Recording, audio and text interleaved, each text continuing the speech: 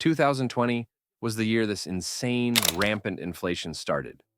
It also happens to be the same year Gen Z started to come of age and become young adults. Could this just be a coincidence? Maybe. But what if it's not? This video is purely speculation and a conspiracy theory. It's not meant to be taken as a fact. I could be wrong about anything here. Everything is insanely expensive right now. But do you remember when this all started? 2020 was a year we'll never forget for many reasons, as so many traumatic things happened that year. But since the pandemic dominated so many aspects of life back then, it kind of overshadowed the fact that 2020 was also the year that this unbearable level of inflation started. It also happens to be the year that the oldest members of Gen Z started to come of age, becoming young adults entering the workforce and spreading their ideas and influence around the world. The timing definitely seems very peculiar, which led me to wonder, what if this was all planned? This is the dark conspiracy you didn't know about inflation. Cost of living has always been a tool the system has used to continue to enslave people while offering them up the illusion of freedom. Think about it.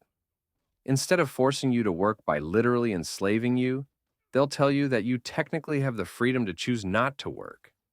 But you'll just go homeless and starve if you do. So it's not really freedom, is it?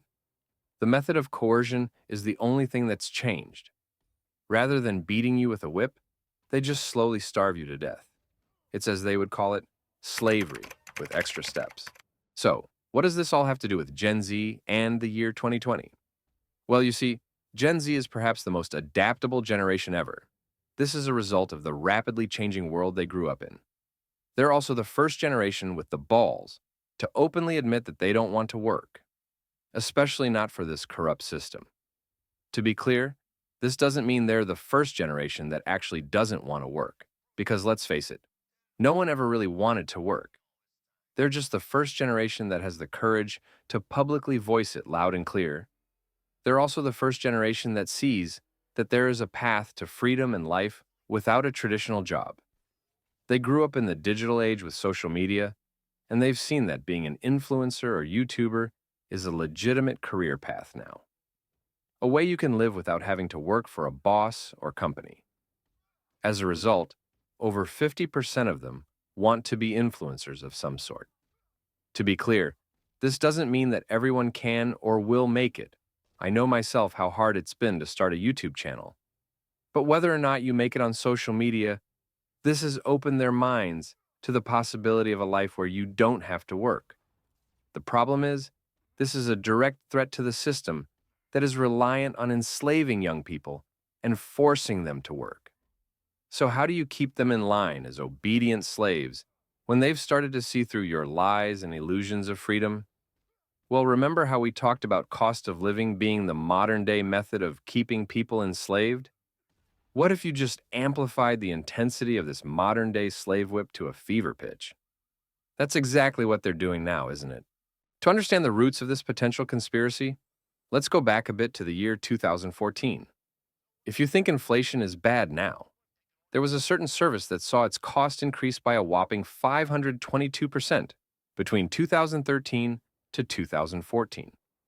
Care to guess what that was? The answer is the cost of renouncing your U.S. citizenship.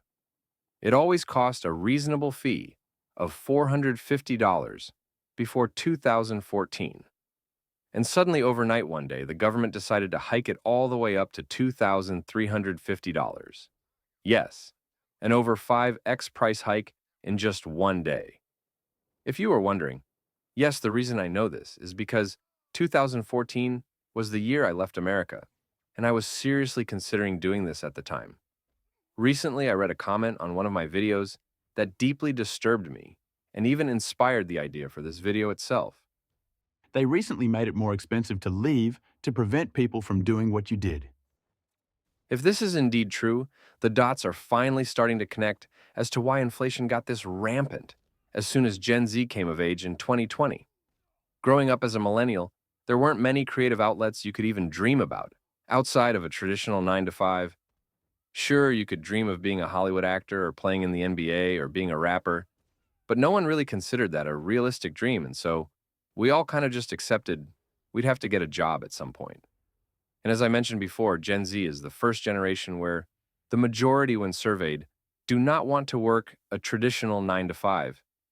Even if you don't make it on YouTube, the dream itself is a gateway drug to the realization that the system is bullshit and that you're right for not wanting to work.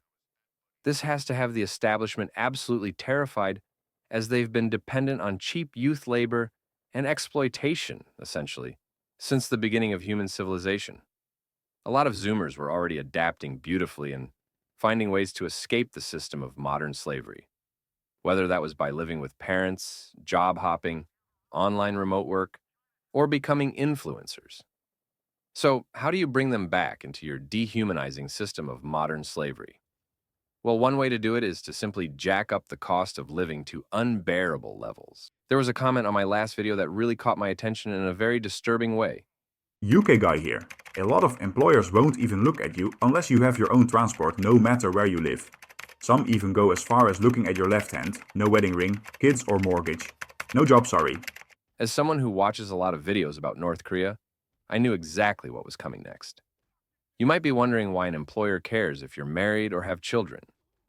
The next commenter asked exactly that in his reply, to which he replied, because if you have those things, then you have something to lose. As opposed to a younger person who probably still lives at home with no real bills or responsibilities and can afford to skip off work due to staying up late getting wasted or just because they simply don't feel like showing up. This is actually very reminiscent of an insidious tactic the North Korean government uses on its own citizens. You see, every year, the North Korean government allows some of its workers to go work abroad in a labor camp in Russia. However, you can only qualify to work abroad if and only if you're married with children and a family. Why? Simple reason: hostages. North Korea knows the conditions in its own country are so dog shit that everyone would leave at the first opportunity to do so. So, as a deterrent, they only let you work abroad if you have children and a family, and this is enough to keep most people from escaping, as the thought of their wife and kids being sent to an infamous North Korea labor camp is just too much to bear. Now, if this commenter is telling the truth, which I'll give him the benefit of the doubt, this means that modern-day employers have become so awful, they're literally copying enslavement strategies out of the North Korean authoritarian dictatorship playbook. We're now talking about corporations in the UK, in the supposedly developed Western world, having to resort to North Korean labor camp tactics to try and keep us enslaved. Now, Gen Z has already seen through this, which is why they're refusing to have kids at record levels. And so, what the powers in charge could be doing is intentionally jacking up the cost of living high enough to where your expenses as a young single person are basically as much as how much it used to cost to have a kid. This way, you'll never make enough money to save up anything, and as a result, you'll be forced to continue to keep working under this modern form of wage slavery. As a millennial, I personally never experienced a good economy in my own adulthood. But growing up, I do remember a time where my parents and most adults around me made very good money at decent middle-class jobs. I would ask them why they didn't just retire with the money they were making, and they would always tell me, Wait till you have kids, you'll quickly see this isn't nearly as much money as you think. so you see, in the past, cultural norms of starting a family and having kids were always used as a way to hold people hostage at their jobs that they hated. But since Gen Z is actively rejecting and refusing the idea of having kids, this form of enslavement no longer works, which means the only thing they can resort to now is jacking up living costs high enough to where you get a similar effect.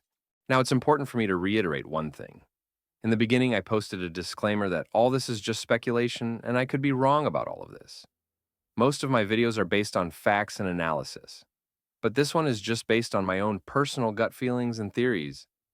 It's important to clarify this, because so many online personalities these days try to dishonestly present their personal opinions as facts, and so I just want to again emphasize that this particular video of mine is just theories and speculation. It's entirely possible that the timing of both inflation spiking and Gen Z coming of age in 2020 was all a huge coincidence, and that they have nothing to do with each other at all. But what do you guys think? Was this an intentional conspiracy set up behind the scenes? or just an ill-fated, ill-timed coincidence? Let me know your thoughts in the comments.